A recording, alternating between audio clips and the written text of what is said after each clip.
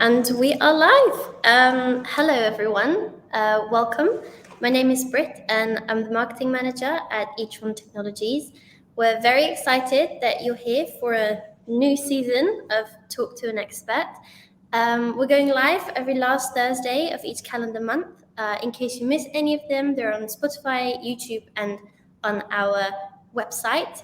Follow us on LinkedIn so that you don't miss any of them and any of the announcements. So, for those who don't know us, each one is an international technology scale up dedicated to making software defined vehicles a reality for OEMs worldwide.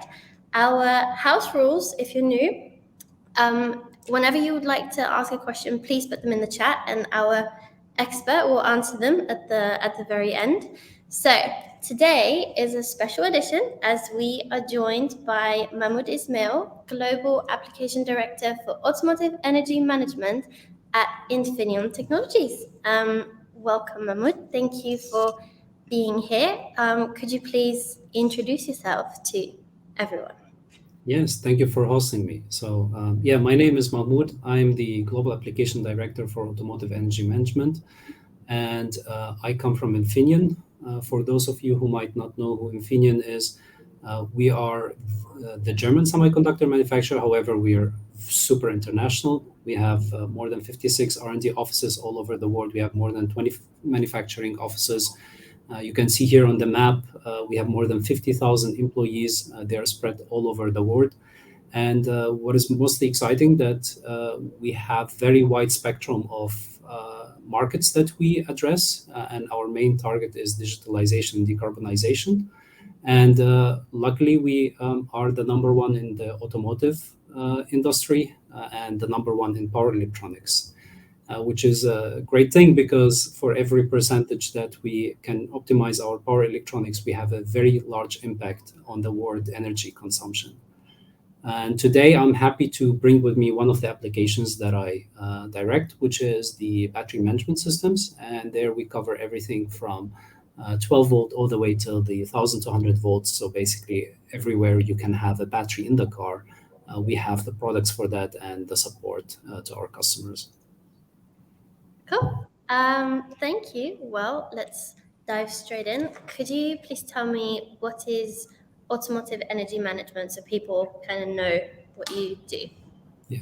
So basically, for us at Infineon, we look at energy management in the car as every place where the energy comes from or the energy has to be kind of controlled. This excludes actually the driving part, but basically the battery, the thermals, and any kind of a storage system, which could be also a fuel cell. Yeah. Thank you. Could you tell us what distinguishes automotive BMS from a non-automotive BMS? Yeah. So in general, maybe taking things one step back, almost every battery, especially lithium-ion batteries, you need a battery management system for them because they have quite a high complexity when it comes to identifying their states, and also they can be quite hazardous if you miss up on certain information or certain parameters like over temperature, over voltage, and so on like that. And this is something that is common across all applications. However, in the automotive, we get one step ahead, which is functional safety. And in the case of automotive, you have a passenger in the car. You have the passenger could be driving under very high speeds. And during any mistake that happens in the battery, it's actually life-threatening, not only for the passenger, but also for the people around them. And that's what distinguishes the automotive BMS, that it actually has a certain kind of qualification.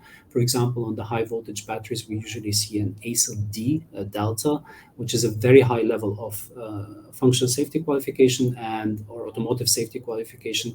And on some of the batteries in the automotive, the lowest we've ever seen is an ASIL B beta. And in other applications, you might not see this at all. Thank you. So, lots of people nowadays are focusing on cell chemistry. Where do you think they should focus to develop the next generation of battery packs?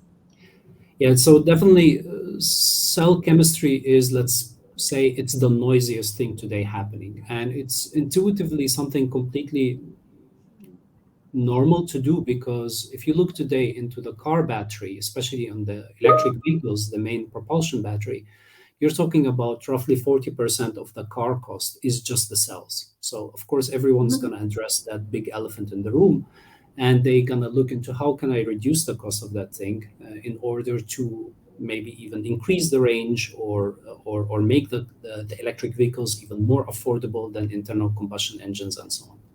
However, we at Infineon have been working very intensively. We don't look at the energy management just as an energy management. I have multiple colleagues who cover the traction inverter, the sensing parts, the autonomous driving, all that stuff. And we usually look at the car as in total, and we look where everywhere the energy is being consumed. And actually, if we could uh, together with the customers, play with certain or improve certain parts in the electronics, we have seen up to 60% improvement in the range. And we believe the vision 10 kilowatt hours for 100 kilometers is very plausible. So if you look today at an average battery of 70 kilowatt hours, it means you can even achieve a range of 700 kilometers, which is quite an impressive range. It's comparable to what you get from internal combustion engine cars today. Yeah, and that's why we believe that people should continue looking at cells, but at the same time they have to look at the intelligence and the complexity that needs to be improved in the electronics of the cars, because they can achieve what they hope by 2030 to achieve already today. Thank you. So, without divulging any secrets, how are Infineon and Etron working together to enable a more intelligent BMS? Yeah, so Infineon mostly supplies the hardware, and so the hardware are very expensive components to develop. However, the hardware, just like the cells, without the intelligence of it, you also cannot get the most out of it, right? Mhm. And this is where we love working with companies like Etron, because Etron brings in the intelligence. They bring their all their complex states, battery state models. And on top of that, Etron, unlike many startups that we usually are involved with, they actually, many of the Etronians come from a real automotive background. So when we talk about functional safety, when we talk about ASIL level, this is not completely unknown for the Etronians. And we usually do not have to have any discussions of like starting from zero. We immediately start from the point where both Infineon and Etron are at the same level, and we just have to go forward to implementation. Cool, thank you. And how is Infineon contributing to the improvement of battery range? Yeah, so that's goes in similar direction like the question before. Basically, by improving the efficiency of the electronics and the intelligence of the software that runs on the electronics, this is how we drive it. Like for example, we are like the market leader in the automotive microcontrollers, and in these microcontrollers we have a very quite complex microcontrollers that enable the battery pack makers to put very complex cell chemistries on these batteries. And by putting complex cell chemistries, you can actually push the battery beyond the classical safety space in which you're allowed to operate the battery. We see cases where it's possible, for example, to charge up to 20% more the battery than usually it is in spec recommended, by just doing some intelligent charging methods, by doing intelligent monitoring models. So this alone, you did nothing just by playing with the software or upgrading your microcontroller. You were able to gain 20% on your range, right?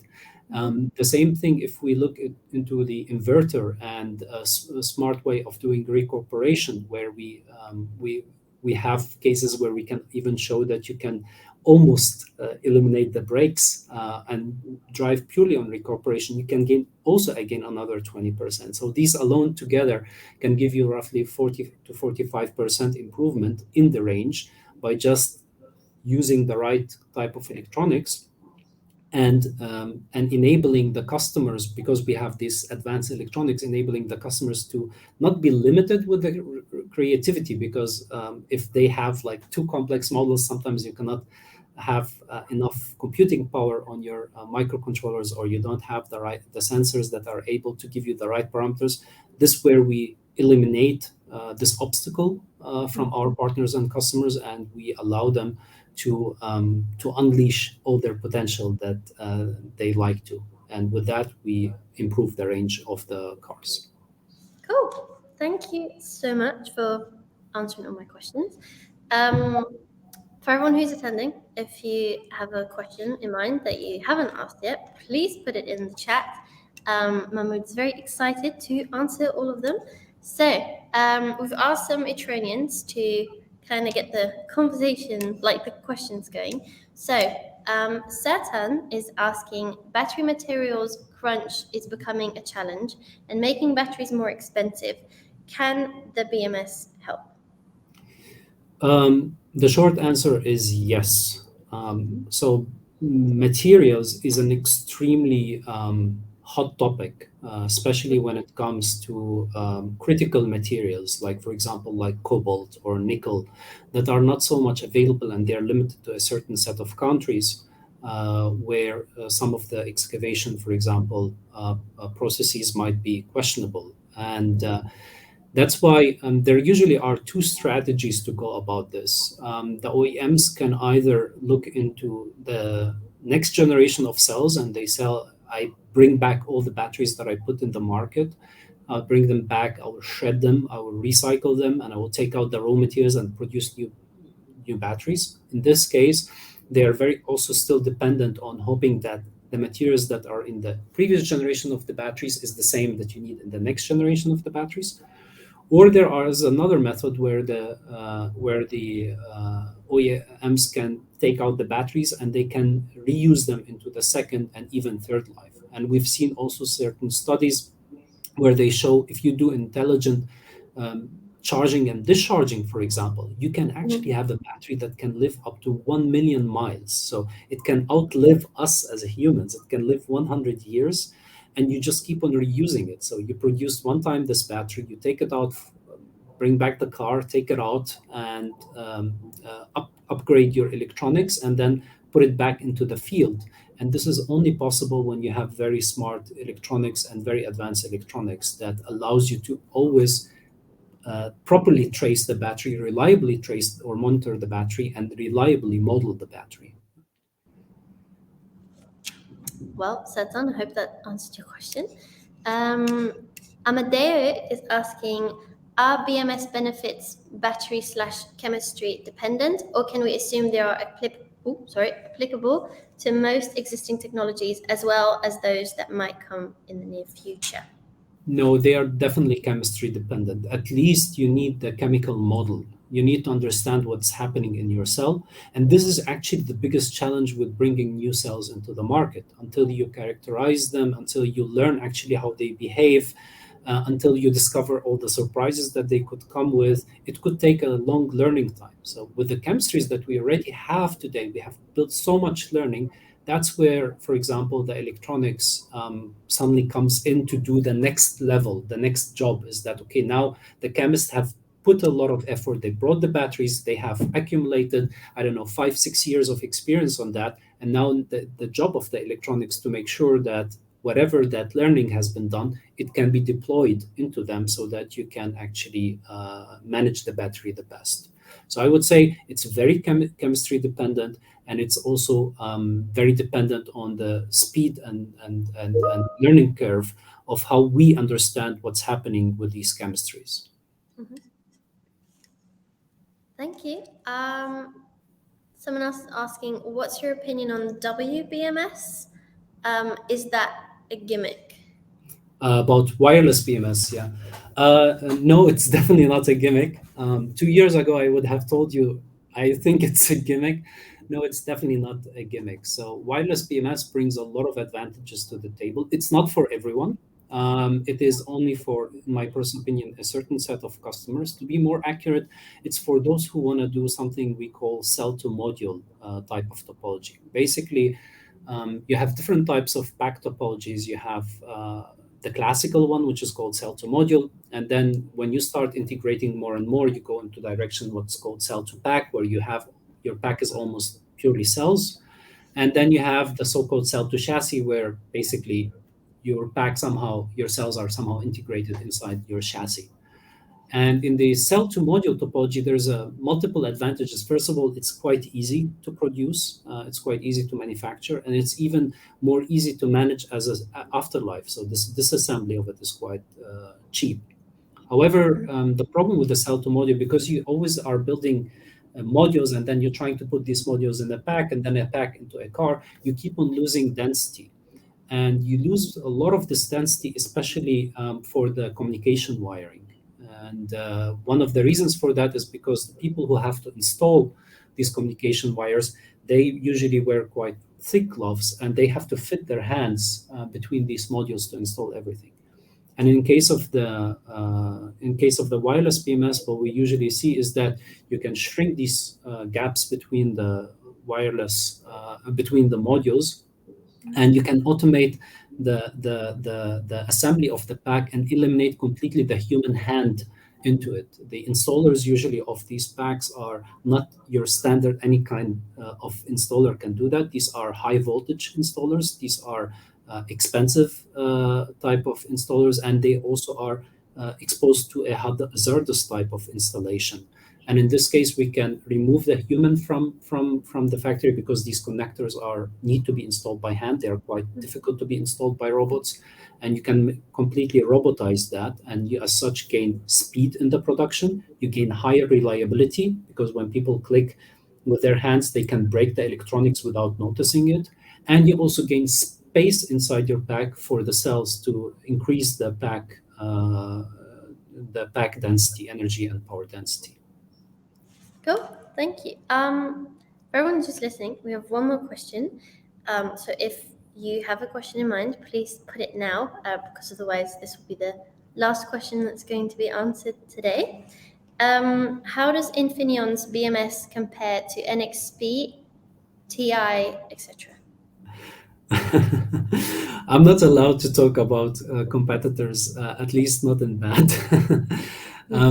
So we what I would like to say is that what distinguishes us is that we offer the entire system solution, everything from the sensing all the way to the computing, all the way to the disconnection. So everything with the power. We have actually the biggest full system offering. And at the same time, we are very proud, as I showed before, that we are the number one in the automotive industry, and especially in power. Automotive is part of our DNA. Qualifying, designing, developing, producing automotive parts has a complex process. It's something that Infineon has mastered over the years, and we can do a lot of quite sophisticated stuff so that we make sure that these electronics are as robust as possible and can outlive even the car in certain cases. And I would say this is part of our DNA. Not to say that our competitors don't do maybe at least some of these stuff. It just this is something that our customers really appreciate, and that's why they work with us. Thank you. Actually, we have another question before we end. Amadeo is asking any insights on upcoming regulations and how they will influence cell chemistry and BMS technology. Yeah, so this is a big topic. So many of the regulations still are informing. We see discussions about regulators requesting more more accurate or guaranteed range, guaranteed age of the pack. Today, if there's a 5 or 10% or whatever percentage error, no one no one tells the pack maker anything. They just shift it into the end consumer or hope no one notices it. These are coming regulations where they will force, if you say your range is that much, you have to achieve that range. If you say your battery pack ages that fast, you have to achieve that. And whatever percentage in the error, you have to be responsible for it. Other things, what we also see is that there are different interesting regulations when it comes, for example, the right of repair. We see certain countries will force right of repair, others not. How do you deal with high voltage battery that you now can have a third party repairing it? This is something we also have to enable. And also, we see as well very hot discussions about recycling versus reusing, and who is responsible for the cells. And these are also going into the direction what we call battery passports. So, how you put all the history of the battery, how you document it, how you guarantee it for whoever is going to get it next and continue working with it. So, there's a lot happening, and this is where we work very closely with e-tron, because these are many things that and already the electronics and the chemistry has reached the limit, and now it's the part of the intelligence to optimize and to improve. And that this is where we work with e-tron closely, so that we can match and help our customers match these upcoming regulations without the fear that they will struggle or suffer or not manage.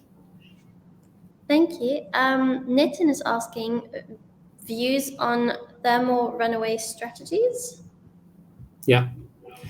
So in thermal runaway, there are multiple strategies. There are three major, let's say, levels in the thermal runaway. There is the first one, which you're supposed to detect the thermal runaway much earlier than it happens. For example, you start having some kind of electroplating in your cell, and this can take sometimes hours, sometimes days until it evolves to a fire. And this is a like kind of like preventive, and even maybe you can take certain activities to disconnect the battery, the cell, and as such, that thing just sitting there in your car, not anymore being used.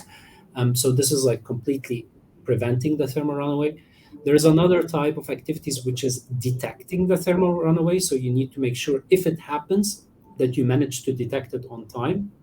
And the last one is if you already detected it, you make sure that the passenger is in the safe condition. And there are regulations like the GTR 20, the Global Transportation Regulation 20, which actually states each one of them what they mean. And the whole purpose of this is actually to of course, protect the passenger and whoever is around the car from any thermal runaways. And we at Infineon, we offer actually a solution for all three, for the first two, not for the third one. So we offer type of methods like using electrochemical impedance spectroscopy, where we could detect a thermal runaway sometimes even hours in advance from it happening. And for the thermal runaway detection, we usually have ambient sensors inside the pack, which the moment a fire happens, they could either detect the smoke or detect a pressure buildup in the pack and warn the user that the battery is burning. The third stage usually comes from the pack and the cell makers, who usually have to guarantee the at least 5 minutes. And today I think there's even much better numbers, but from the regulation point of view, at least 5 minutes from the fire and the smoke to arrive to the cabin, the passenger has been given a warning. Or from the moment we give the warning to the passenger, they have at least a 5 minutes. So usually that's how the pack is designed, so that it can withstand a lot of the fire that is currently happening, and doesn't allow it to come into the passenger cabin, whether fire or smoke. Yeah. Thank you. I hope that answered your question, Nitin. Christoph is saying, thank you for sharing the insights. What are your thoughts on the chips shortage crisis, and how long will it still take for the market to stabilize?